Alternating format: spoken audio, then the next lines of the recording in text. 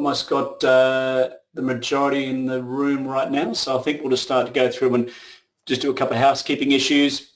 If you do have any questions, you can start to type them in that questions field.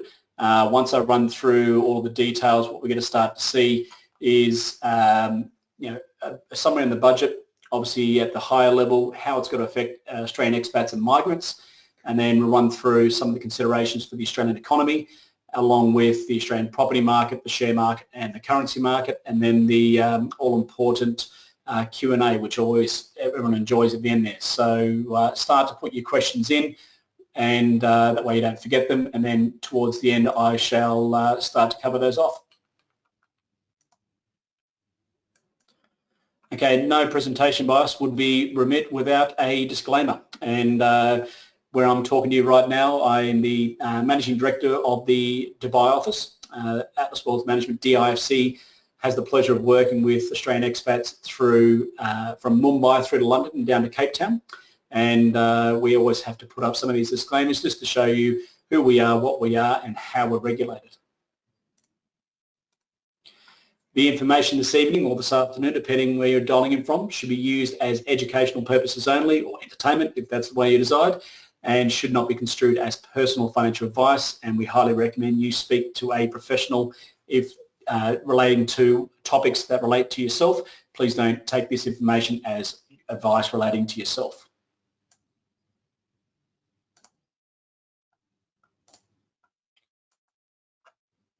Okay, so running through, who is Atlas Wealth Management? We're the leading provider of Australian expat tax financial advice and have had the pleasure of doing that for the last 10 years. We're classified as tax financial advisors with the Tax Practitioners Board in Australia, and we have the pleasure of working with clients in over 35 countries. All of our financial planners are degree qualified, and we've got numerous postgraduate certifications, most particularly in the field of providing financial advice and tax financial advice. Services that we provide to expats, we provide tax financial advice, asset management, financial planning, pre-departure reviews, repatriation reviews, and with our new arm, we have the Australian mortgage arm through Atlas Mortgages that helps Australian expats secure a mortgage in Australia. We often get a question, what is the DIFC? And this mainly pertains to those located in the UAE. So the UAE, the DIFC essentially established back in 2004 and is the home to over 700 financial firms, notably Barclays, BNP Paribas, Citigroup, ANZ Bank and QBE Insurance, as well as ourselves. As opposed to those who are working onshore, we have the law governing us is the common law, which is no different to what you'll find in Hong Kong, Singapore, UK and most particularly Australia as well too. We don't operate under the Sharia law system, we operate under common law. We're the only Australian financial advice firm located in the region that is dual licensed. That is, we hold a license both with ASIC as well as the Dubai Financial Services Authority. And what this essentially means for clients is protection. You know, those operating in this region will be well aware of the sharks and the crooks that do operate in the GCC region with little protection for the consumer. One thing we bring is all the protections that you would expect to receive back in Australia. So who are Brett and James? Well, the better looking guy to my side is James Ridley, who manages the team in the Australian office and looks after clients in the Asia and the Americas region. And myself, I'm the Managing Director for the EMA region, and I run the team here in Dubai who looks after clients from Mumbai through to London and down to Cape Town.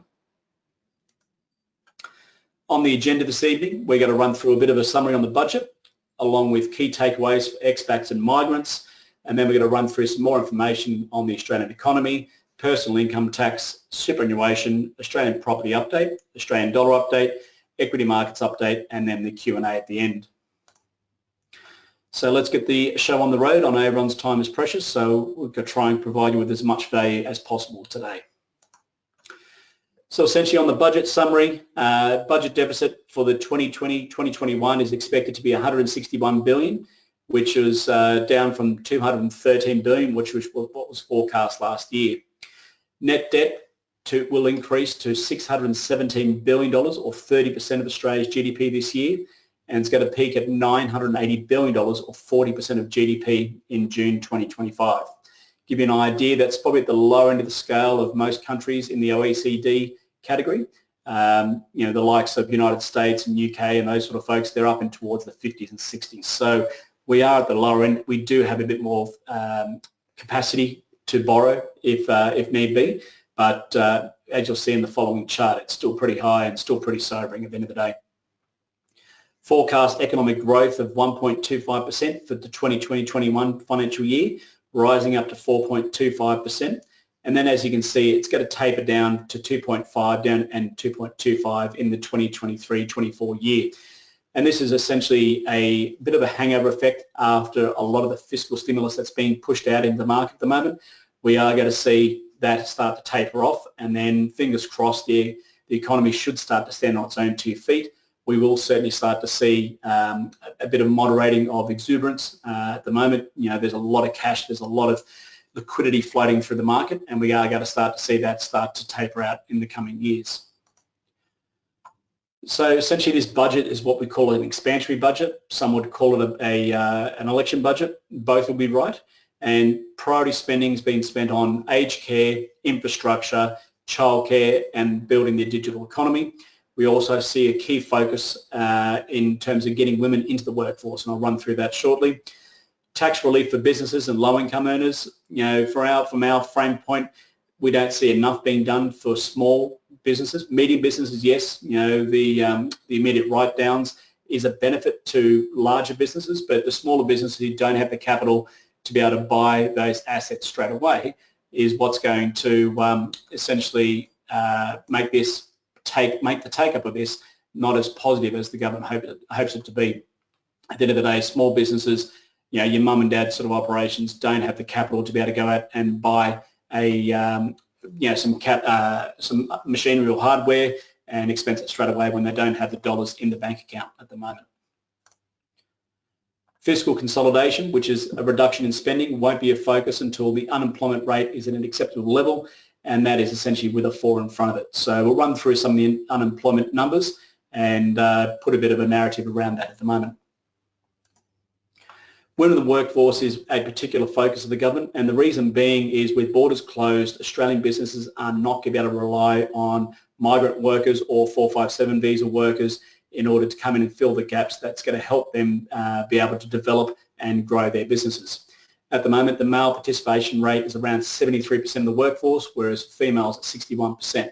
So what we've seen is a key focus on the budget in terms of childcare subsidies and enabling mums to get out in the workforce and support them through that childcare subsidies to get their kids looked after, but able to get them into the workforce and helping Australian companies grow. You'll see a common theme through this evening. Australia really has to rely on a captive audience when it comes to building their companies and satisfying the demand for increasing services. We're not going to see the usual course of relying on migrant workers coming in as well as temporary visa workers coming in to fill those gaps. So the big question is can companies encourage Australians to join up, and you'll see some numbers very shortly when we run through some of the advert rates and the seek rates that are available out there for advertised jobs. So key takeaways for expats and migrants. Well, for expats, obviously changes to the tax residency rules. I think a lot of people on here tonight, purely just for this, but there have been some positive announcements with respect to self-managed super funds, also super funds in general, where expats do not have to meet the works test with a certain age, and unfortunately borders to remain shut until 2022. From a migrant's point of view, migrants who are granted residency from the 1st of January next year will have to wait for 4 years until they can access government benefits. Look, to us at the moment, any processing of visas, especially partner visas, is being primarily focused on those who are already in Australia. So to me, we don't see that as very much an effect on a lot of migrants, because migrants can't even come to the country right now. So what we're going to start to see is when borders start to reopen mid-2022, based on Treasury's forecast, then we're going to start to see that play out. To be honest with you, it's our belief that the borders will reopen after an election. Surprise, surprise, we've seen that playbook play out over the last 12 months. With respect to the federal government, they can call an election anywhere between August this year and May next year. The body language from Scott Morrison at the moment does indicate that he's going to want to take this full term. Everyone's saying that, that old great saying about how do you know when a politician's lying? You see his lips moving. If the situation suits him, he may call an election as early as late this year. Once we go through that scenario, then we may see borders start to reopen. We saw that play out both in the Queensland and obviously the Western Australian state elections that happened over the last 12 months. So on to the Australian economy, and look, from a GDP point of view, we are seeing a rebound, but it is a very fractured rebound. As you can see there in the chart on the right, contributions to GDP growth really, from an import point of view and a government point of view, they're the two sectors that are really pulling at the moment. Exports certainly on the resource side is doing very well, but as you can see there, mining investment, non-mining investment in both down, dwelling investments down, and consumption has been down over the last 12 months for the year ended into December 2020. Australia's got to heavily rely on the resource sector to drag us out of this. At the end of the day, they do say that averages are dangerous, and the BHPs, the Rios, the Fortescues, the like, with record high iron ore prices, are certainly pulling their fair share, and certainly take into account the dramatic drop in both international tourism combined with international students with education and a lot of other sectors who are having an incredibly terrible time at the moment. We are reliant heavily on the resource space to get Australia through this from an economic point of view. China is certainly leading the charge when it comes to economic rebound. As you can see there, China's numbers getting out into a very aggressive space after they went into a very severe lockdown, and that's obviously that pent-up demand is what we're seeing with a lot of internal investment going on in China, infrastructure spending. They rely upon both our iron ore and normally our coal, but at the moment with the trade wars going on between Australia and China, we're not seeing much coal going on, but certainly from an iron ore perspective, we are seeing a lot of demand, and that is certainly driving up the iron ore price at the moment. GDP growth in both US, Euro and Japan, we're all seeing similar spikes. However, as you can see there on the far right-hand side of that chart, the Eurozone with their secondary lockdowns and third lockdowns, and also severe curtailing of economic activity, we have seen their GDP growth certainly taper very quickly. We are now starting to see the Eurozone starting to open up again. They are trying to get ready for the European summer, combined with a couple of false starts with respect to vaccines, rollouts, but now they're starting to iron out those problems, and we should see things start to tick up. Just wanted to provide a narrative around iron ore and show you how important it is to the Australian economy and why we do need to make sure that that is going very well. Each $10 rise in the price of iron ore boosts Australia's annual export earnings by about $11 billion US, or about 0.6% of GDP. The concerns about restrictive measures in forms of quotas or restrictions on spot purchases, this can either come from both internally with China if the conversations and the negotiations between Australia and China do deteriorate. The other consideration that we need to be aware of is obviously what's happening with China and Taiwan. That is starting to get quite heated, as well as down at the Spratlys with respect to China's rattling their sabre down there with their Asian partners.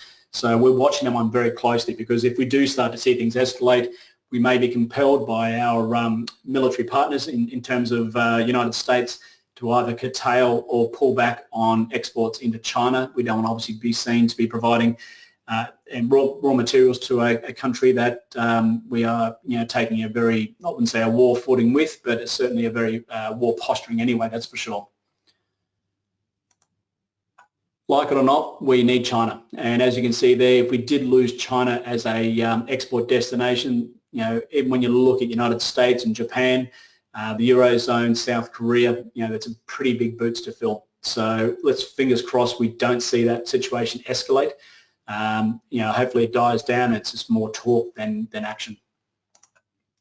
So net debt as a percentage of GDP, and this is an interesting chart that I like to show, and the reason being is certainly, it shows a lot of debt there as a percentage of our economic GDP. But what it shows you is we're very fortunate in that if you look at the net interest payments, which is the left-hand scale, even though the debt, when you go back to say 96, 97, 98, we are 2 to 3 times higher than that. The interest rate payments are actually lower, and that's fortunate because the interest rate status where we are right now with official cash rates at 0.1%, with a lot of economic partners around the world running zero and sometimes negative interest rates. So that's the thing, that's why we can afford to take on so much debt, but the biggest risk is not the now, it's down the track. If interest rates do rise, then that interest bill can ramp up very, very quickly. So in order to get the Australian economy firing and keep it firing, the labour market is the be-all and the end-all of this success or failure. You'll see Canberra and the press quite often talk about the unemployment rate. We also like to look at the underemployment rate. And essentially, underemployment rate is full-time workers on reduced hours for economic reasons and part-time workers who are looking to work more hours who can't, and also to folks who don't have a job but haven't decided to go out and claim unemployment benefits. So as you can see there, these numbers are as of the beginning of the month, and we are still seeing a relatively high unemployment rate. The big question is can companies encourage workers to come out? And they'll have to do that usually by way of providing higher than expected wages, and we were watching wage inflation very closely on that. On the right hand side there, we've got the job vacancies and advertisements. As you can see, very strong out of the gates bounce out there, and the big question is going to be is, are companies going to get enough people in order to satisfy the demand to enable them to grow at the rate they want to grow? So migration is a concern, and like I said before, net overseas migration is unlikely to return to pre-pandemic levels until 2025. So businesses around the world are finding it difficult in terms of accessing labour. Key sectors that are experiencing it the worst would be hospitality and agriculture. They often rely on a very high migrant population to come in and fill those positions, and they haven't got those people right now to benefit from. So the big question is going to be is, are Australians going to be able to replace those jobs, and can they hire internally? Treasury said a population of 1 million fewer people than forecast would hit the budget bottom line through lower tax revenues and also weigh on the outlook of economic growth. That's why we did see in 22 and 23 and 24 that economic growth tapering off. Unless borders do reopen, we are going to see almost businesses choked in terms of growth because they don't have enough people in order to help them grow at targets. Population growth is forecast to be around 0.1% in 2020-21, which is down from a forecast of 1.2% in 2019-20. It'll be 0.2% in 21-22 and 0.8% in 22-23. So as you can see, it's imperative that we get those borders reopened, enable people to be able to move around and satisfy the job demands of obviously what is advertised out in the market. So when we look at interest rates are a key driver of the economy, as well as the Australian currency, and also to the equity and property markets. As we can see here, the 10-year bonds both in Australia and as well as in US, China, Germany, and to a lesser degree Japan have started to turn. And 10-year bonds are like a bit of a window into what's happening down the track. They're a bit of a precursor to any rate rises. And what we are starting to see in the Australian market, a fixed rate starting to increase across the board in Australian banks. That's always usually the first, sort of turning point. At the moment, the Reserve Bank they're saying they're committed to keeping interest rates down where they are at 0.1% until 2024. However, they can try as much as they want, but at the end of the day, they still are exposed to market forces. And we saw that earlier this year, back in February, when interest rates started to rise on the anticipation that rates may change at the end of February, end of 2022. Interesting to note when we look at Canada, Canada is a very similar economy to Australia from a resource dependence point of view and the makeup of their economy. And the Reserve Bank of Canada actually started to taper their quantitative easing buying late last month, and from $3 billion down to $2 billion, which doesn't sound like a lot, but as a percentage is a huge thing. And the reason is they are concerned about inflation. Inflation is a big concern. Inflation is not a bad thing. Inflation implies you've got economic growth. But what you want to make sure is you're not keeping the throttle open too long, where it becomes uncontrollable, and then we get that scenario like we had in the early 90s with the recession we had to have. So when we go through and look at inflation, inflation can sometimes trigger rate rises, and as you can see there, at the moment, from an Australian point of view, we are looking at a bit over 1.25%. When we compare it to our colleagues overseas, US, Eurozone, Japan's not really concerned right now, but US and Eurozone, are starting to get up there. And what we don't want to see is a shoot through where we have to increase rates too quickly, and that'll jam on the brakes. Unfortunately, in the property sector, there's a whole demographic out there who has not had the experience of mortgage rates being greater than 5%. But it is, as those folks who've been around for a couple of years know, that interest rates, can increase rapidly. And, the big question is are these people able to weather the storm when those mortgage rates start to rise? There's a lot of folks out there, and you'll see some charts shortly, living too high on the hog, and we are already seeing mortgage defaults, personal loan defaults at a time when interest rates are at record lows. So what we don't want to see is interest rates rise too quickly, because inflation starts to spiral out of control, and then we are going to have a lot of concerns with respect to the property market there. So headwinds for the economy.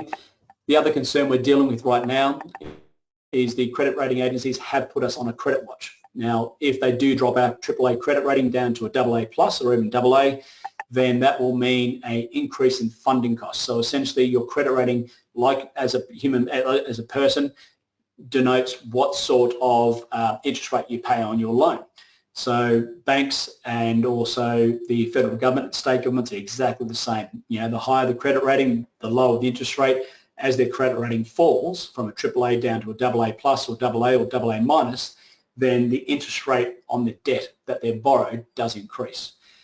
So certainly we're watching that one closely. We will, certainly, factor any commentary that comes out of the rating agencies very highly when it comes to the recommendations we're making to our clients. Interest rate increases, as I said before, if we do start to see inflation spike, and we have started to see building costs go through the roof, if that in turn feeds into other sectors as well, then we may see that start to justify a rate rise against the RBA's request. And lack of unskilled and skilled labour, that could actually act as a bit of a brake on the economy too, if companies can't hire people to satisfy their ambitions. So let's run through on the personal income tax side, and this will really, sort of go through obviously the one that a lot of people hear today about these new proposed changes. One thing I would like to preface this is, when it comes to reading the tea leaves from the budget, we are working from a one-page report with the assumption that they are going to be using some or all the recommendations the Board of Taxation did put through in December 2019. So bear in mind that report was written pre-COVID. And what we do is we're looking and going through, and taking this not with a grain of salt. I mean, there's obviously a lot of foundation between a lot of the information out there, but what we won't find out is the true extent of the recommended changes until the federal government releases the explanatory bill, which will probably come out in June or July of this year. And then obviously it'll be up for debate and submissions, and then it'll go through the lower house, upper house, and then receive royal assent. So as the lawyers like to say, pari passu, all things being equal, this may come into effect 1 July next year, but there still is a bit more water to go under the bridge before we get to that point. So essentially we're moving from a legislation that received royal assent in the 30s. That's why we have this old phraseology of resides and domicile. What we're doing is now trying to bring, or not us, the federal government's trying to bring the legislation into the modern world. At the moment, the current legislation doesn't factor in a lot of the changing dynamic of the workforce. You have super yacht crews who don't have any actual physical address to be residing or domiciling at. We have digital nomads who are sort of flying around the world, living on tourist visas, working from a laptop on beaches. The workforce has changed a lot. So essentially what these new rules are designed to do is take into account the very different workforce that we now face. The primary test will be a simple bright line test. A person who is physically present in Australia for 183 days or more in any income year will be an Australian tax resident. Individuals who do not meet the primary test will be subject to secondary tests, and we'll run through those right now. So, the Board of Taxation provided quite a simple flowchart to go through, and it's a bit of a yes-no scenario. Did you spend 183 days or more in Australia this income year? If the answer is yes, then you're a resident. If the answer is no, then we go to the second test, which is where you're a government official deployed overseas. This is very similar to the current residency rules with respect to Commonwealth Super. If the answer is no to that, then you need to go through and pass yourself through a residency status for the previous income year. So you'll need to know whether for the previous income year you were ceased or commencing a residency. These tests are set out below, and we'll run through those right now. So were you a resident in the previous income year? If the answer is yes, then you need to check whether you've ceased residency. And if the answer is no, you need to check whether you've commenced residency. Bearing in mind too, a lot of the phraseology in this recommendations are taken from the Australian point of view, not from an expat's point of view. So when it comes to commencing residency, the first test is, did you spend 45 days or more in Australia this income year? And if the answer is no, then you're a non-resident. If the answer is yes, then you may still be a non-resident, but you have to go through the factor test. And the factor test essentially takes into account your connections back to Australia. Do you have the right to permanently reside in Australia? Do you have the right to have access to accommodation in Australia? And that accommodation, we're not talking about hotels or Airbnb and those sort of scenarios, and I'll explain that a bit further. Australian family, do you have Australian family in Australia that meet the criteria? And last of all, do you have any economic interest in Australia? So if you did satisfy two or more of the factors in the factor test, if the answer is yes, then you are a resident, and it starts on the day that you arrived into Australia. If the answer is no, then you are a non-resident. So let's run through some of the details in terms of ceasing residency. So when it comes to ceasing residency, essentially what you need to do is there's what we call the overseas employment rule. And this is going to be very important. I'll go into this in more detail very shortly. So what we're going to go through here is, as you're leaving the country, as you're ceasing your Australian tax residency, did you satisfy the overseas employment rule this income year by residing in Australia for the three prior income years, being employed overseas with an employment period of over 2 years from commencement, and having an accommodation available in the place of employment for the entire period, as well as spending less than 45 days in Australia in each income year following. If the answer is yes, then you are a non-resident, and that starts at the day of departure. If the answer is no, then you need to go through a short or long-term residence test. So those who would have to go through a short or long-term residence test will be those folks who do move overseas, not with a contract or not with any particular place that they're going to reside in mind. If you've been offered a job in Dubai, London, New York, then that will be a very good argument, depending on your personal circumstances, to say that you have ceased residency on that day of departure. So if you're a short-term resident, that would be someone who, say, flew into Australia, worked in Australia for a year or two on a contract, and then is then leaving. A long-term resident, to meet this test, will be someone who's lived in Australia for, say, 10 years and then now wants to become an expat and move overseas. So if you, from a long-term residence point of view, the conditions are a bit harder and a bit stickier going forward. So ceasing residency, this is this overseas employment rule, and it's imperative, and that's what we've been recommending to a lot of clients who are looking at moving overseas, to really go through and hammer through this point, because ensuring that you leave Australia in the most compliant way is going to ensure that you don't have any headaches going down the track. So let's run through those factors in more detail. First one is a right to reside in Australia, and this is essentially from an immigration purpose. If you arrive at an Australian border, are you allowed in without a visa? And that's the, not excluding PR, but do you have a right to reside in Australia from a either citizenship or a permanent resident status? So Australian accommodation, and this is essentially a bit grey, and we do need to see the explanatory memorandum to go into more detail here. But essentially, the rule is satisfied. This factor is satisfied if you have an arrangement to access accommodation anytime during the income year. The most simplistic way of looking at, you own a house in Australia that's not tenanted and you can walk in any time and open the door, put down your bags and reside in that accommodation. The factor will also be satisfied where if you moved overseas and you maintain ownership of or access to an accommodation regardless of intention to sell or rent. So what you want to make sure that if you are going to move overseas or you do already overseas and do have accommodation back in Australia, that it is treated at arm's length from a rental point of view. It is treated as an investment and there's no way that it could be construed that you have access to that property. For example, if you had a timeshare back in Australia where you are able to book a particular amount of time, you might have access to that property for 10 weeks at any time and it's rented out all the other times, that would actually that would fail the factor test and you'll be deemed as an Australian tax resident. So it's always very important to make sure that when it comes to meeting these criteria, that the government really wants you to sever ties. If you really want to be considered as a non-resident for tax purposes, you really have to sever ties. There's no ability to sort of put a bit of a foot in both camps. Where a property is owned but rented out for the entire year, then the property would not satisfy the accommodation factor, but then we'll go into the economic factor, which where it probably would. So from an Australian family point of view, an individual would have an Australian family and thus satisfy the third factor if their spouse or any of their children under the age of 18 are generally located in Australia.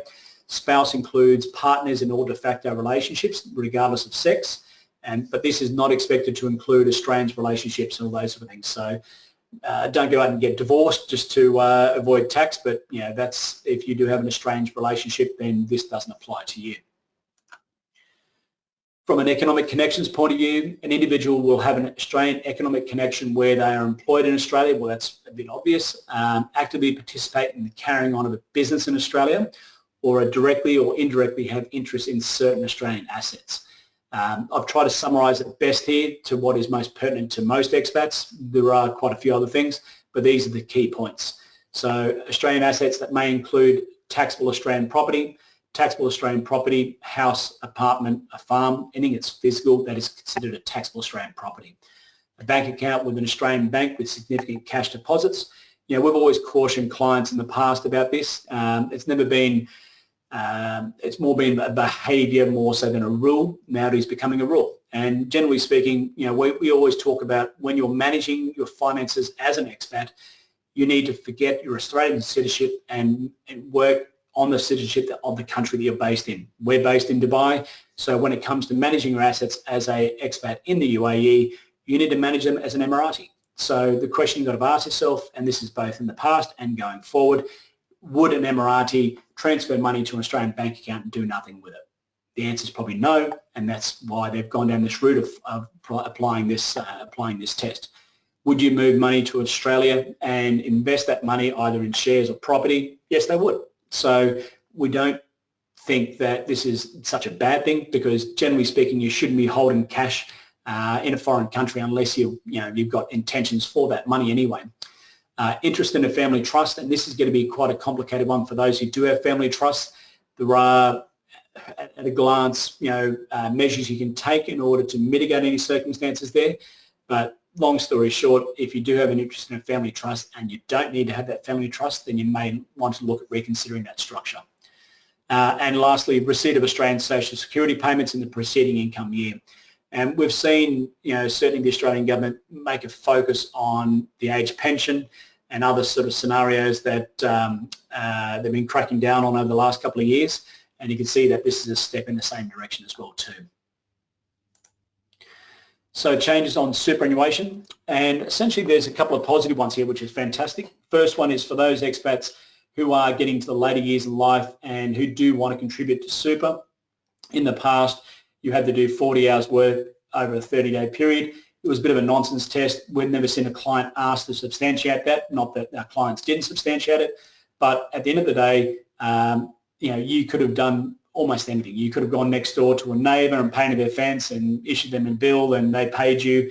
That essentially satisfied the test. So what we're looking at seeing here is for those individuals from 67 to 74 who do want to make non-concessional contributions, they're able to do it without meeting that work test. and that looks like being effective as of 1 July next year, but it's to be confirmed. For those with self-managed super funds, the government's going to relax the residency requirements for SMSF and small APRA funds by extending the CMNC test safe harbour from 2 to 5 years. In layman's terms, what that means is if you have a self-managed super fund, you move overseas at the moment, before this new rule comes in, you have virtually 2 years to either change the structure or wind that, or more likely wind that self-managed super fund down. They're now extending it out to 5 years. There's a lot of questions regarding central management control. You know, people say, oh, it's all right, I've appointed my accountant, he's fine. It's actually the overarching control of that fund. It's the ability to hire and fire that accountant, not the ability to day-to-day manage that money. So when it comes to making sure that your self-managed super fund is run in a compliant way, please, please, please don't take shortcuts. If your fund is declared non-compliant, you will lose half the balance. If you haven't fixed it within 12 months, you lose another 40%. So please ensure that if you do have a self-managed super fund, that you manage it in a compliant way, because we have seen scenarios where people have thought they're probably more clever than everyone else, and the ATA disagreed and they lost a hell of a lot of money. Also too, if you do have a self-managed super fund, you are not able to contribute to it as an expat, because your fund must be what's called a non-active. You know, if it becomes an active members test, which means it's receiving contributions, rollovers and the like, then you could be in breach of the active members test, and you lose once again half the balance. The new rules, they're going to line that up with the central management and control, and they're going to say that you have a period of up to 5 years where you are able to contribute to the fund. Just be careful at the moment, as in this date and time, 18th of May 2021, you cannot. You have to wait for the rules to change, which forecast to be on the 1 July 2022. But at the end of the day, you need to make sure that you don't breach that test in anticipation of those changes going through. You need to wait for those changes to be enacted and make sure it happens. So on to Australian property and where we see things going right now. The Australian property, certainly at the beginning part of this year, caught everyone by surprise, and it was mainly driven on two fronts. The first front was obviously a lack of supply, which has sorted itself out, and we've seen supply issues start to improve, which is great. So the heat's really settled down, but mainly it's been driven by cheap cash. The Reserve Bank has a term funding facility, which allows banks to borrow upwards of $180 billion for 3 years at an interest rate of 0.1%. They've been then turning around and pumping that out into the market. So as you can see here, there's been very much a push to keep money flowing, and obviously with rates at 0.1%, and if the bank's lending it out at 2.25, that's a great money earner for them. However, the party is going to stop in June of this year. So at that point, that's when the banks have to go out and borrow in the wholesale market, and are going guaranteed it won't be at 0.1%. We have started to see massive adoption of fixed rate mortgages, and that's gone from about 15% of all new home loans up to about 40%. However, many banks have actually recently started to lift their fixed rates by between 0.2 and 0.5%. So we are starting to see the funding costs are being factored into once the party finishes, the RBA party finishes on June 2021, and that's when we're going to start to see mortgage rates start to normalise. So key considerations for those folks out there who are considering either fixed or variable, you need to start to have that conversation very quickly, because the market is starting to move. So the big concern what we have, like I alluded to before, is the amount of debt that the Australian people have. You know, if interest rates do start to lift up, then the big concern is going to be how many people is going to affect, and what's the scale of that effect going to happen. As you can see here on the right-hand side of this chart here, where that peak is, where it says business, that was the GFC. So if we come down to the bottom there, we see housing at 41%.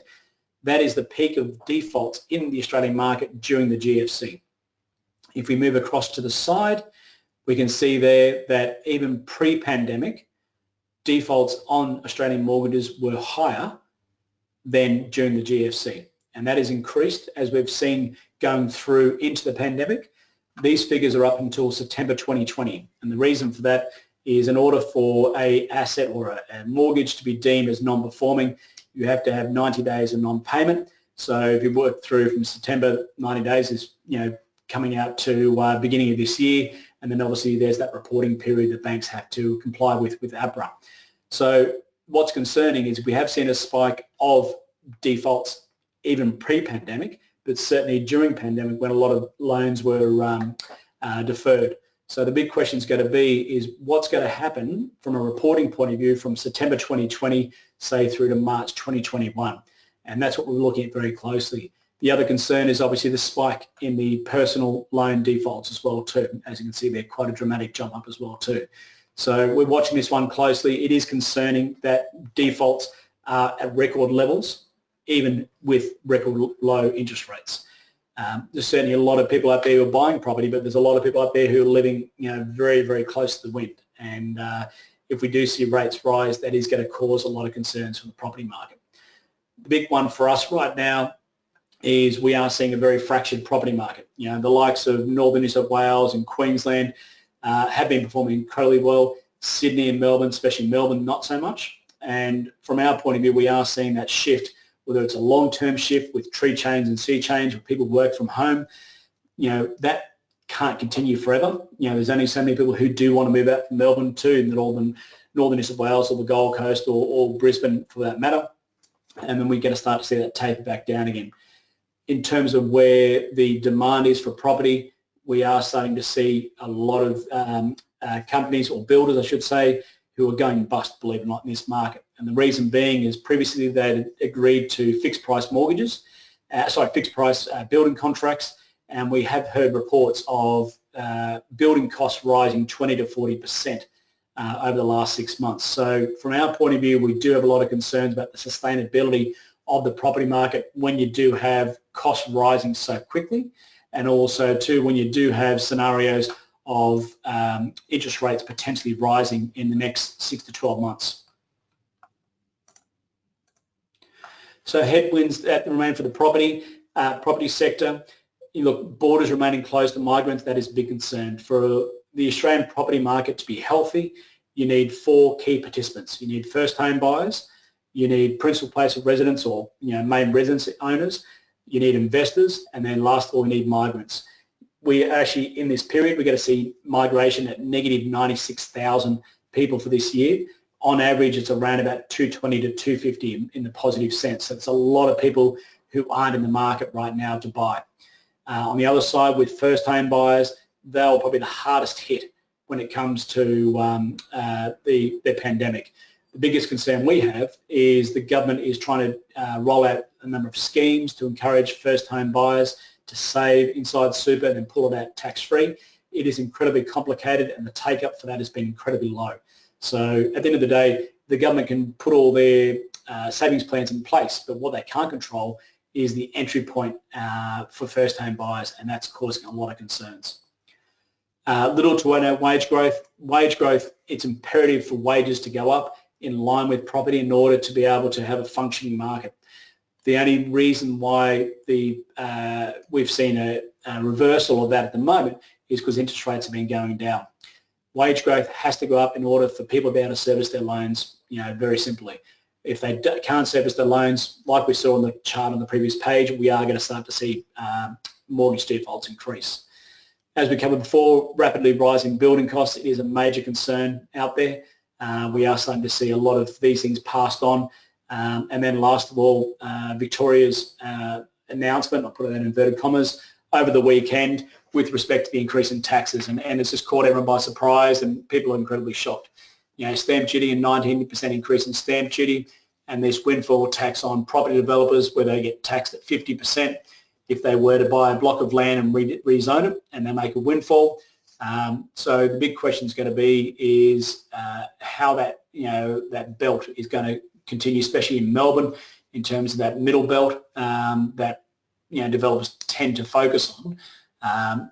The outer belt, there are exemptions out there, but in the middle belt, that's the one that's going to sort of really stymie that. So, Victoria's gone into a we don't care, we're going to pay the bills sort of scenario, and how that affects property is going to be the next big question that's going to pan out over the coming months and years.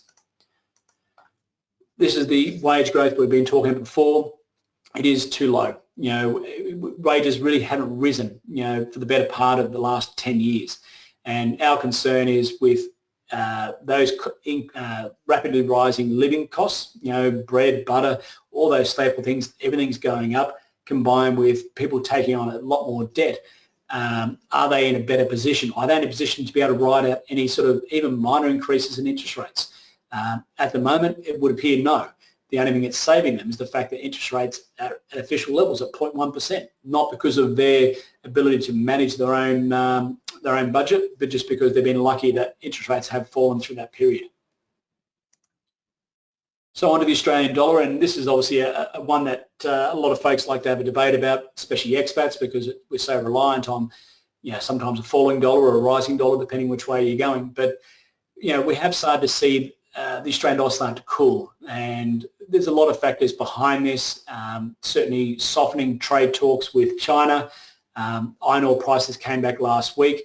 Even though iron ore prices have rebounded this week, we haven't seen the dollar follow suit. And I think what we're starting to see is the currency traders out there are focusing on countries that have a good vaccination rollout. They can see an end is in sight in terms of any economic conditions that may be impinging on their GDP growth.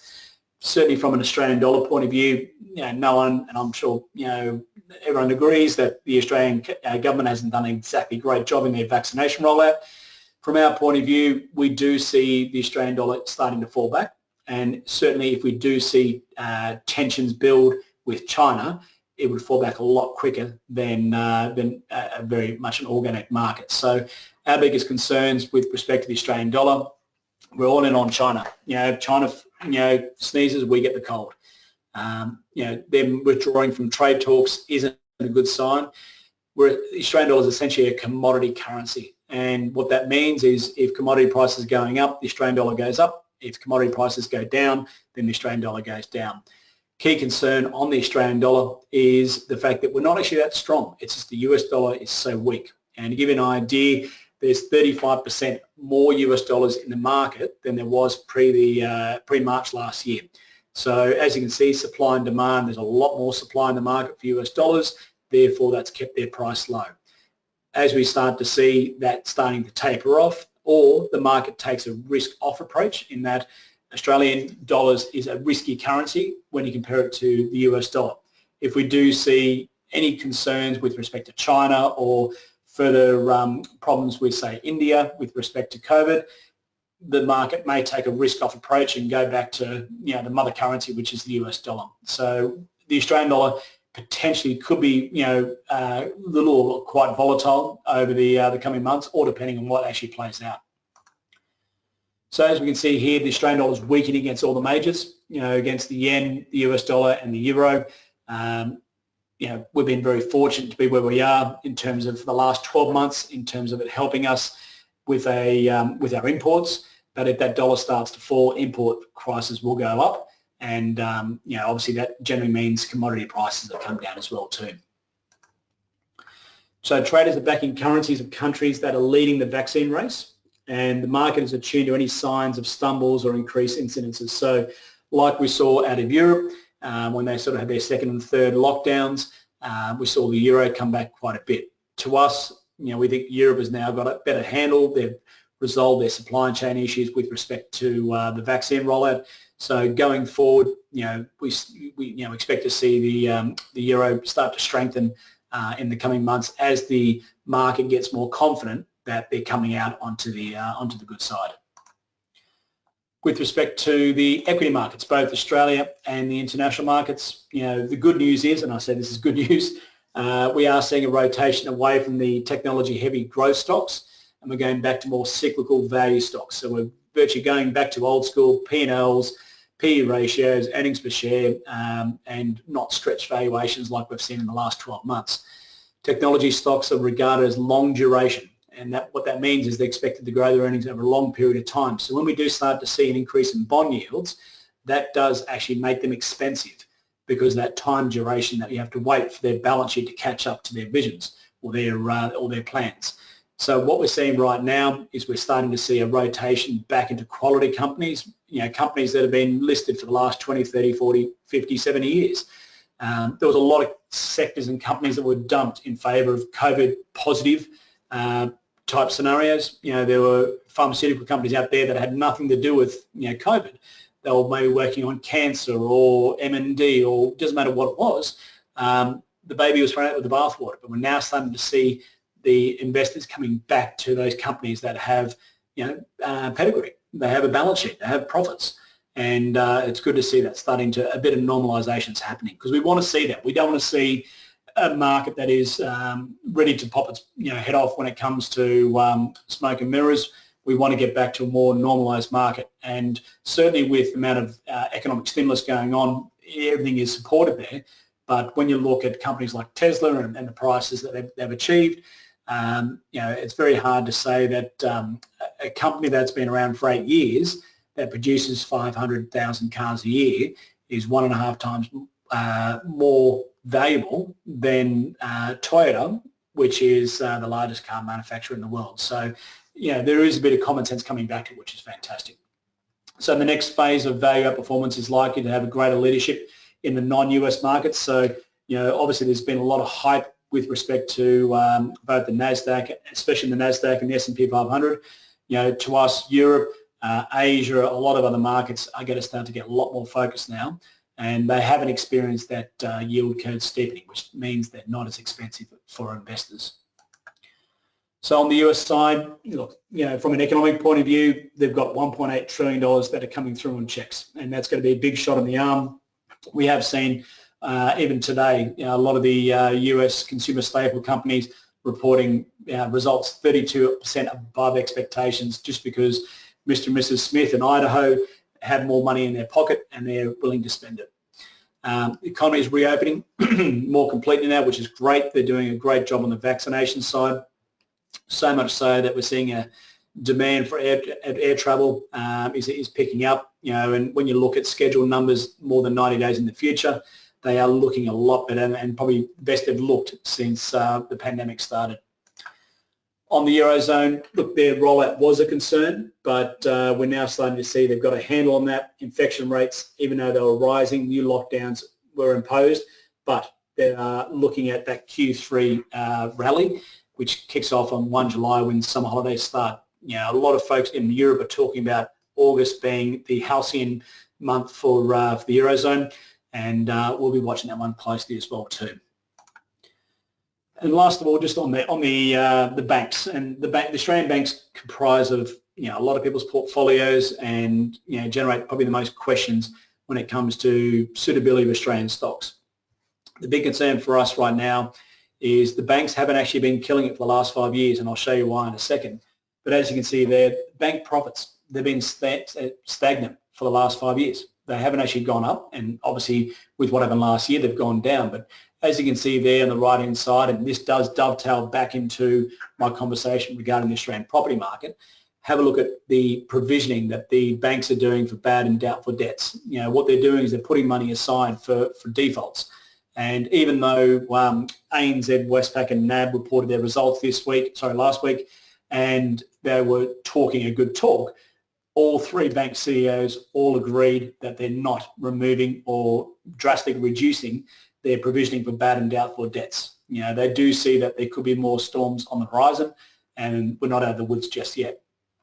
So when you go through and look at the bank's profitability, as you can see here, even going back to 2008, the bank's sector, from a profitability point of view, has been on the slide. A lot of folks use ETFs. We do use them for our clients as well, but we choose not to use them for Australia. And the basic fact is the Australian banks make up 38.5% of the Australian index. If you buy an ASX 200 ETF, your 40% of your portfolio is beholden to the performance of the banks. As you can see there on the right-hand chart, net interest margin, which is how the banks make their money, essentially is at record lows. And this is not a function of COVID. It's got nothing to do with COVID. It's just a function of the bank sector. Net interest margin is virtually the differential between what they borrow at and what they lend at, and that's their profit margin. Imagine trying to run a business with a 2% profit margin. The only way they can do that is increase the size of their loan books and just get money out there as much as possible. Our concern is when you look at, say, the banking sector in both the US and the UK and Eurozone, banks are about 15% of the index. and that's how we run our portfolios. We don't run high exposures to banks because to us, they've come out of a hiding from the Banking Royal Commission back in 2018. They're now dealing with this mess of the pandemic at the moment. So they haven't even caught a breath yet, and we do see a lot better capabilities in terms of stock picking in a lot of other sectors. So thanks for listening to me, guys. I'm going to now throw it open to the Q&A, and I'm just bringing the questions up on the screen here. Okay, so there's quite a few questions here, so just bear with me, guys. Okay, question from Peter. Okay, if you have an SMSF, can you now be overseas for 5 years as a trustee and still be compliant? Look, Peter, good question. And like I said before, the legislation hasn't been enacted. So at the moment, it's 2 years. If you have been overseas for, for longer than 2 years, then you need to have a chat to someone. There are a lot of concerns there with respect to the current regulations. The current regulations are 2 years. So you do need to address that. If you're inside 2 years, you still need to address it. But yeah, the 5-year rule hasn't been enacted yet. We have to see the legislation. We have to go through lower and upper house and then receive royal assent. If everything goes to plan, they say it'll be in 1 July next year. Okay, on to the next one. Is it possible? I'm not sure. Someone's talking about music in the background. I'm not sure if anyone can hear music in the background. There's no music here. Okay.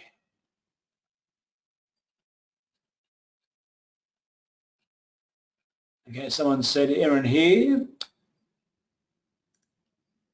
Moving home to Australia. So I'm just going to make this bigger. There's quite a bit of text here. Okay, moving home to Australia next week, but have payments coming in late July. I was going to remain a non-resident for a couple of months. Could I go to New Zealand at the end of July for a week, then declare myself an Australian resident from 1 August under the new rules? Look, Aaron, I can't provide personal advice. I think, at the beginning of the seminar, I sort of went through that. Probably the key conditions you need to consider when you are domiciled and residing in Australia. When you do tick that box to say resident returning, that always has a big part to play when it comes to repatriating to Australia. I said I'd love to go further, but it would pretty much involve personal advice, and I'd certainly recommend reaching out to someone. Certainly we can have a chat to you as well too. If anyone's got any questions, I'll just go through and change the slide here. You can go to our website, atlaswealth.com, and on there is a contact us page that you can go through and submit any questions that you might have. Okay, question from Bilal. What are the elements of the new residency test and how will it be impact on expats? We covered off on those. Okay, Ronald, how do the ATO expat tax rules compare to rules in the US, UK, Canada, New Zealand? Are expats in those countries more likely to pay tax on non-resident earnings? Great question, Ronald. Long story short, these rules are very similar to New Zealand and the UK. If you've got any colleagues, clients, friends or family who are UK expats, they'll be well aware of that 3-year rule, which is what we abide by here. Nothing as draconian as the US. The US and Eritrea are the only 2 countries in the world that actually have a citizenship-based tax where it follows you around the world, and even if you live in a country with no personal income tax, you still pay tax in the US. So nothing like the US. Bit of a fun fact for those out there who are a bit of history nerds, the citizenship-based tax out of the US, it actually stems from the Civil War days back in the 1800s, and it was there put in place to try and penalise absconders who weren't willing to fight. Okay, question here from Martin. Under the factor test, what apart from property is considered an economic interest? Super, bank account, shares. At the moment, we're not. It's a bit of a dangerous game. We could go through the Board of Taxation and take that at face value. And what I put up on the screen is essentially what they've just declared as economic assets in terms of the factor test. Whether the Australian government does other considerations, there was mention in the Board of Taxation report in 2019 about super, but they actually agreed it was a very grey space because super is compulsory, and the fact that it's preserved until age 60 means you don't actually have the ability to pull super out in order to leave the country and become a non-resident. So at the moment, super does look like it's off the cards. As shares are classified as non-taxable assets, shares are off the cards. So at the moment, we're looking at primarily taxable Australian property, house and apartment, and cash sitting in the bank doing nothing. A question here from Morelli. Are these factor tests and residency tests retroactively applicable or only applicable from the year that this becomes implemented? Look, I would hazard a guess, and I'd say it's a pretty safe guess to say that this won't be retrospective. And I'll even throw in a possibility that there may be some sort of grandfathering. Once again, we're not going to know a lot until the explanatory memorandum is released in June, July this year. So for those folks who want to keep an eye on these things, make sure you follow our social media pages, because we will be obviously providing, once this comes out, quite a comprehensive report on what's exactly detailed in that explanatory memorandum, and then from that we'll then be able to push it out through socials and share that with everyone. We'll obviously share it with clients first, of course. Question from Adam. If Australia claims residency rule due to new rules, especially the 45-day rule, would double taxation agreements come into effect, and how would this be evaluated for residency in Singapore as an example? No, great question, Adam. So the answer is yes, DTAs would play a very big part in these new rules, and essentially the way it would work is obviously Singapore gets the first taxing right, depending what your income tax rate is in Singapore, but yes, Singapore gets the first taxing right, and then if you are declared an Australian tax resident as well, then you would pay top-up tax with the ATO. Question from Andrew. What about military pension payments? Will they be included as an economic condition? Look, I would say no, and because it's not a social security payment, it's a pension payment. But once again, it will depend on that explanatory memorandum coming out in a couple of months' time. Question from Lara. Is there a limit on significant deposits? Look, there wasn't anything in the Board of Taxation report. There wasn't anything in there that outlined, yes, this is the amount. The big question is going to be is what will be in the explanatory memorandum. I don't even think they'll put a dollar amount in there because people are going to just take out $1 below the amount and avoid that. I think it's going to be a bit of common sense in terms of what will be a significant amount, but the devil will be in the detail coming up, that's for sure. Andrew also asked a question about what's significant in terms of deposits. Question from Carl. If your spouse is deemed an Australian tax resident when he or she spends more than 45 days in Australia, will that also apply to the other spouse? Yes, it will, because remember we talked about the family ties. If your spouse is deemed a tax resident, you are failing the factor test on the family as long as you are an Australian citizen, or you also have a accommodation or what that might look like. You will fail possibly 2 or 3 factor tests, and not only will your spouse be considered a tax resident, but also so will you. It's going to be quite complicated going forward in terms of navigating that, because we do see a lot of families who are displaced and split up because of COVID. So what we'll see in the explanatory memorandum in the next couple of months will actually be case studies that they put in there, enabling us to be able to understand and apply these scenarios to a lot of different people. But yeah, at the face value of this, 100%, if your spouse is deemed as a tax resident, so will you, because you'll be failing that family factor test. And more than likely, unless your wife doesn't let you get into the house, you'll also fail the accommodation test as well too. Question from Morali. Will contributing to super not be considered an economic connection from an expat? Great question. There's been a lot of debate about that. There's been a lot of conjecture in terms of is contributing to super in that case. I'm on the fence. I can see how may be considered a connection to Australia and how it may be, a failing, but it hasn't been outlined as a factor test in terms of the economic assets yet. So we are going to have to wait and see what happens with respect to that explanatory memorandum.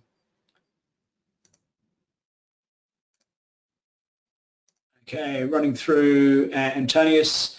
My concern is that we are no longer able to own investment properties in Australia, as it would make us a tax resident, meaning my income in Qatar would be taxed. Is this correct? No. As long as you remain out of the country for 45 days in any income year, and that's a key point I'd like to make a focus on as well too. It's an income year.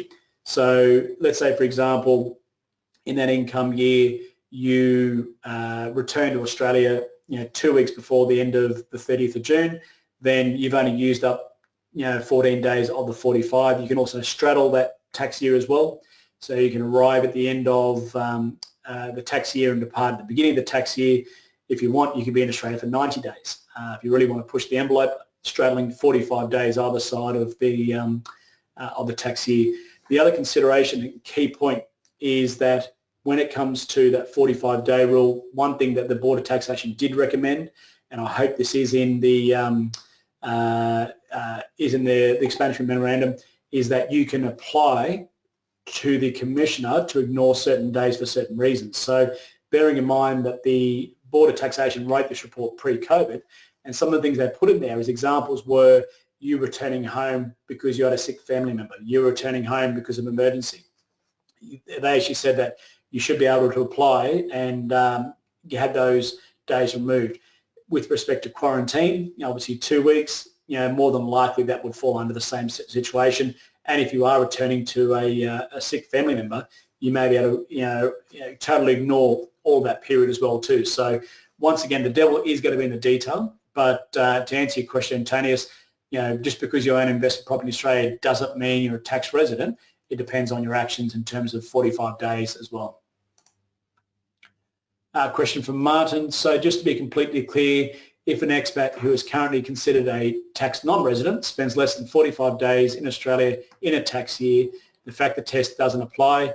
Even if they are satisfied 2+ factors, they'll remain a non-tax resident, and this could come into effect from July 2022, but to be confirmed. Yes, Martin, is exactly right. As long as you are classified as a non-resident now, you spend less than 45 days, you don't have to write the factor test unless you breach that 45-day rule.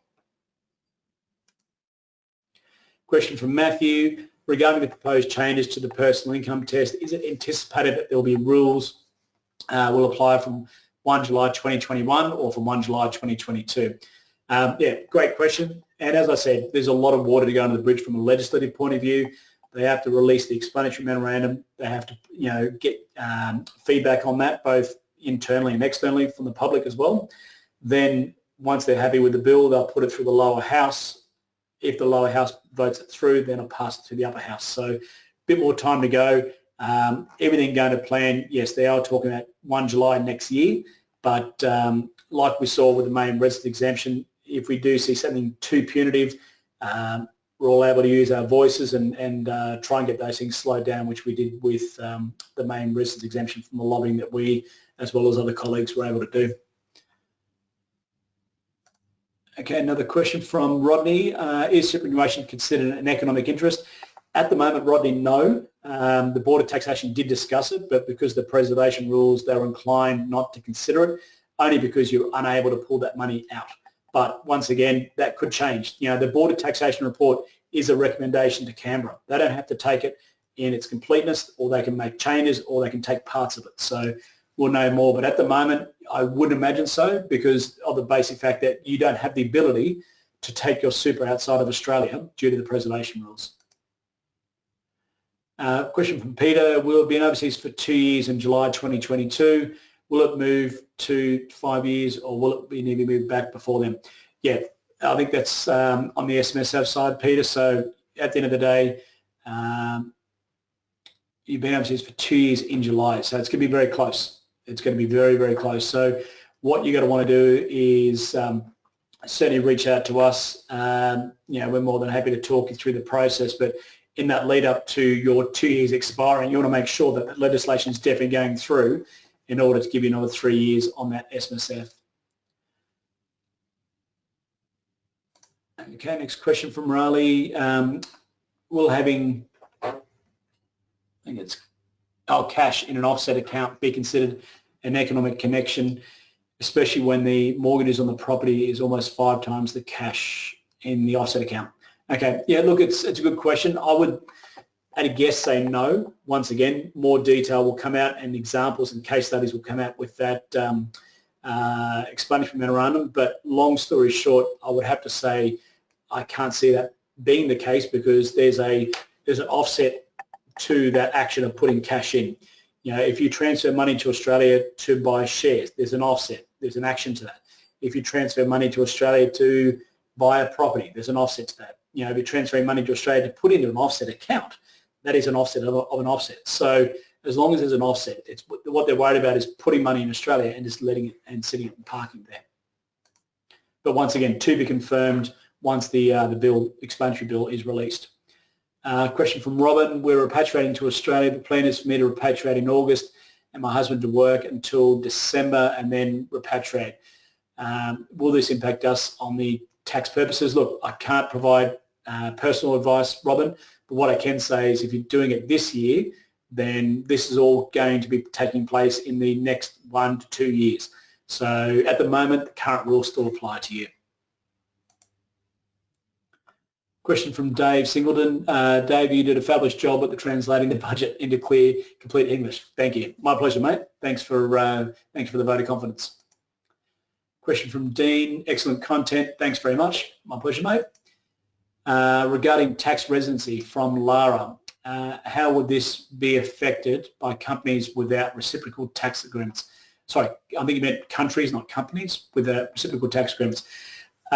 Look, and you provided the example of UAE. Great question, and you can probably imagine the answer. With no DTA or double taxation in place, if you are to make a mistake, it could be an incredibly expensive exercise because an expat based here who is classified as an Australian tax resident could be up for quite a lot of tax. Question from Dina. How likely is it the new expat rules will come into effect on the 1st of July 2021? Slim to none, Dina. As I said before, they've got to go through the lower house, the upper house. There's a lot more water to go under that bridge. Question from Nathan.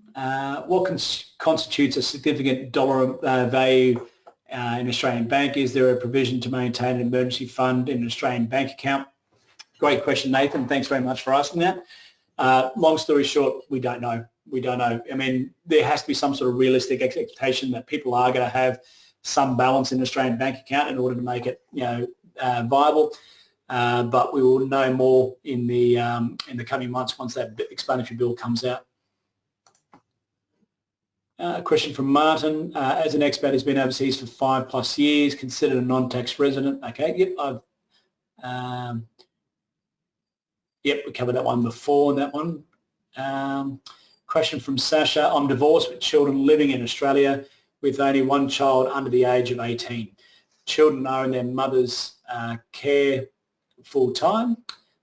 Does this under 18 child mean I will be liable for tax? Potentially. So what it means, so you're divorced with children living in Australia, you're obviously living overseas, and you've got one child under the age of 18. If that child is living with your estranged partner or spouse, then certainly that's a consideration you need to consider. Once again, we are going to have to wait to see what that explanatory bill does say in these sort of scenarios. Another question that we haven't seen answered yet is, if you have a child under the age of 18 back in Australia, but they're at boarding school, does it mean you fail the family test because you do have someone back in Australia? There's a lot more information that we do need to find out. Something from Ronald. Thanks, Brett. Cheers, mate.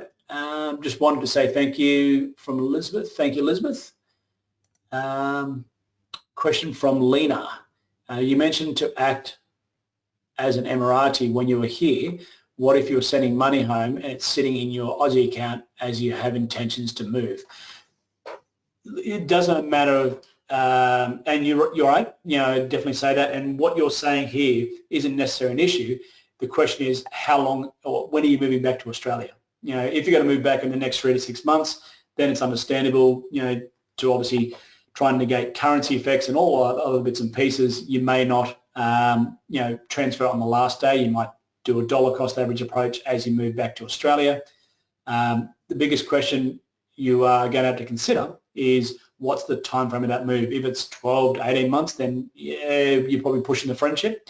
If it's 3 to 6 months, that's more realistic. So to me, that wouldn't be an immediate issue, but by virtue of our actions, that's what we need to make sure is what's that time frame look like. Question from Susie: my family heads home to Australia before me in order to serve my 3 months notice period and to wrap things up in the country with like final payout and gratuities. Will I then get taxed on the amounts that I receive whilst my family is in Australia for a 3-month period? They're going to have to provide some sort of framework around this in that explanatory bill for scenarios exactly like this. As a worst case scenario, if they don't, you may be liable to pay tax for 3 months. The big question is going to be, is there any leniency from a return point of view? Under the current non-resident tax rules, as an example, you have 6 months from returning to Australia. Once you've returned to Australia, you have 6 months to repatriate foreign pensions, and they won't be taxable. So they've actually outlined that in legislation. Whether they follow suit in a similar fashion here, both with the repatriation of foreign pensions, but also too in scenarios like yours, unfortunately, when these people do draft their legislation, there's very little to no practicality incorporated inside of that. So, worst case scenario, potentially. Best case scenario, hopefully not, but we will know more once that bill comes out. Question from Lisa: presume the 45-day includes the quarantine period of 10 to 14. It does, but as I said before, you are able to, if Canberra follows the Board of Taxation's recommendations, you will be able to write to the Commissioner of Taxation to ask him to excuse those 10 to 14 days from that count. Question from Susie: if non-working spouse children have spent more than 45 days in Australia each year in the previous 5 years prior to the change, will this make the other working spouse a tax resident? Look, we're getting a lot of questions from clients exactly saying that. I would hazard a guess to say no. And the reason being is you haven't, from the last 5 years, and especially this year, you've operated under the premise of the current rules. They can't suddenly go back and say, well, you should have known about these future rules that weren't announced. So more than likely, this won't be retrospective, and more than likely it'll apply from the date that it's enacted, which according to them it's 1 July next year, but that will depend on how quickly it passes through Parliament. Question from Rodney.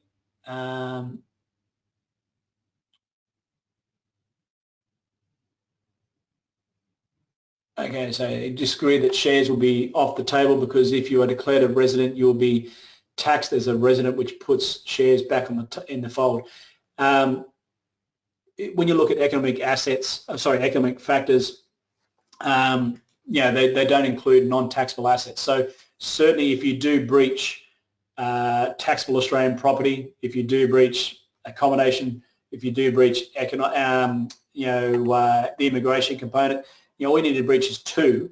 And then suddenly, yes, your shares, if you are, because of the other 2 factors, you are deemed as an Australian tax resident, then suddenly shares will be taxed because you're gone from being a non-resident to a resident for tax purposes. So I do agree with that, but in terms of shares being classified as an economic asset at the moment, no, because they're very distinct in the verbiage they're using.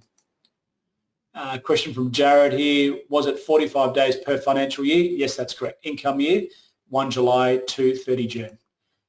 Question from Lisa: if a super fund is a frozen Commonwealth Public Service Fund, would this be included in the residency test? Look, as I said before, the Board of Taxation did talk about and discuss it, whether they would include it as an economic asset. At the moment, the answer is no, but this was a recommendation put back in 2019. So whether Canberra considers it yes or no, they shouldn't consider it because, once again, none of us can touch our super until age 60. So even if we wanted to sever ties and become a non-resident, we're not seeing that situation. Question from Jess, do you know if the 45-day includes quarantine? Yep, we covered that, so that's all good. Question from Bilal, when does the new law come into effect? Look, there's a lot of laws that have been proposed. If everything goes to plan, potentially 1 July next year, but we'll certainly know more in the next couple of weeks. Question from Susie. I've lost it on there. Question from Linda, just for clarity then, if you satisfy the 45-day test, then the FACTA test doesn't come to, yeah, that's right. So you need to fail the 45-day test for the FACTA test to be applicable. Okay, question for me. Follow-up to a previous question, if my spouse is considered a tax resident and I don't stay in Australia more than 45 days, can I still be considered a non-tax resident? Well, if your spouse fails the test and becomes a resident, therefore you failed the family test because they're in Australia. So that's the big question as well too. The one question that was put to me recently, and I can't answer this without seeing the explanatory bill, is if your spouse fails the 45-day test but they're not in Australia, how does that play out? And that's the only time I could see both of you fail, your spouse failing and you not failing. It depends on where your spouse is located. So I will take that question on notice, and we'll go through this in a lot of detail once that explanatory bill comes out. But we just need a lot more meat on the bone when it comes to information. Question from Jai, is the 45 days for both my wife, kid and myself, or we have 45 days each? 45 days each, Joe. Question from Anthony, if my spouse stays in Australia, am I considered a tax resident? Look, I can't provide personal advice, but I think, as I said before, if an expat spouse is in Australia, then and you are overseas for longer than 45 in Australia for longer than 45 days, then the fact the test comes in and you may fail it. Look, it really depends on quite a few circumstances there. Question from Ron, are citizens children in Australia studying? Yep, I covered that before. We don't know. They haven't actually gone into that level of detail yet, so we need to find out, do kids in boarding school and those sort of things come under that same one. Can we access a short briefing document, if not the presentation, on the main points covered today? What we're going to do is, we'll email out a copy of this recording along with the PDF of all of the slides, and then in the next week we'll be actually putting out our full blog article on this, and make sure you follow our social media channels, and then that's how you can keep in touch. Question from Damien, to be clear, if a non-tax resident moves back to Australia in, say, April 2022, this would mean all overseas income earned from the previous year, July 2021, is now taxable, as you would end up being in Australia for more than 45 days. No, well, don't forget, the rules haven't been enacted yet. If everything goes to plan, the rules come in 1 July 2022. Whatever happens before then, the rules don't cover. So if you're going back in April, then that's not a consideration.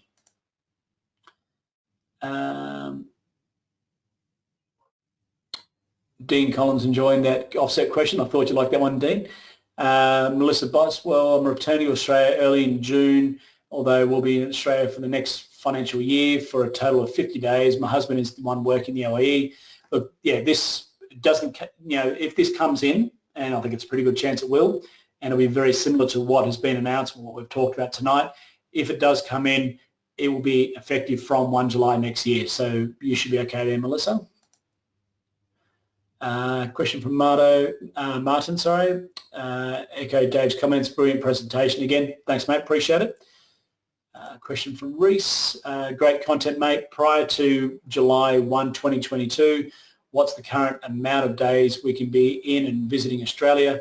I thought it was 90 days currently. Is this correct? Yeah, look, that's actually the 183-day rule. So it's still, definitely the case. Greater than 6 months outside of Australia, you're a non-resident. But don't forget, you have the reside and the domicile test as well to consider. A question from Susie. Do you foresee other states following Victoria and applying a windfall tax on property sold to a developer? Does the seller incur the tax, CGT, or is it the windfall tax on the developer? It's all on the developer. So essentially, if the developer buys a property for $100,000 and rezones it and makes a significant gain, then they'll pay 50% tax on that gain. It doesn't relate to the seller of that property. And do I see other states doing other taxes? The answer is yes. Everyone's up to their gills in debt now, so they're going to want to find ways to bring that back. I am concerned about Queensland bringing back the absentee tax for expats. I'm watching that one closely as well too. Question from Michael. I have a question as well. If returning to Australia permanently at the beginning of Feb after 7 years, how does it work with resident, non-resident status? If, for example, it's Feb 2020, 2022. Yeah, Michael, look, this is all post 1 July 2022. I think there's a very slim chance of them being able to get that out before then. Peter, brilliant session. Brett, thank you. Michael, do you become a resident from the date of return? Yes, you do, Michael. Thank you, Ron, for your kind words. Morale, coverage update. Thanks, Morale. Okay, guys, I think we've come to the end of the questions there. Oh, here we go. Just a couple more questions. Okay. Question from Michael. When talking about investments, would property funds be included or excluded like shares? That's an interesting one. So what the Board of Tax did talk about was if you are invested in an overseas fund that does have interest in taxable Australian property, then that could actually fail the test. So that's a very good question and something people need to be aware of. Question from Lisa. No, sorry, compliments from Lisa, I should say. Questions from Martin. A few of the questions have been about spouses spending 45 plus days in Australia, but provided you also don't spend 45 days in Australia, that won't automatically make you a tax resident under the new rules. That's correct. Okay. Righto, guys, I think that's about it, actually. So time for me to take a break. As I said before, if you do have any questions, please get in contact with us at atlaswealth.com. If you do want to keep in contact of any updated announcements, changes and so forth, please follow us on the socials, not so much Instagram, but certainly Facebook, LinkedIn and Twitter. We will be publishing any announced changes, any announced legislative updates. All will go through there. And, by all means, if you do have any questions, please don't hesitate to sing out to us. It's going to be quite a busy couple of months coming up, with a lot of information to be digested. So, my summation of the budget, especially from a residency point of view, don't panic. I'd say probably 10% of expats may be affected by this. Certainly people becoming an expat will be more than likely affected, but those who are overseas already, you need to just bide yourself a couple of months. Let's see the colour of their money when it comes to what's in that expenditure bill, and certainly we'll know more in the once that bill's come out. So, righto, guys, I'll leave it there for the evening. So thank you very much for your attendance this evening and all this afternoon, and we look forward to seeing you again on another webinar soon. Take care, guys.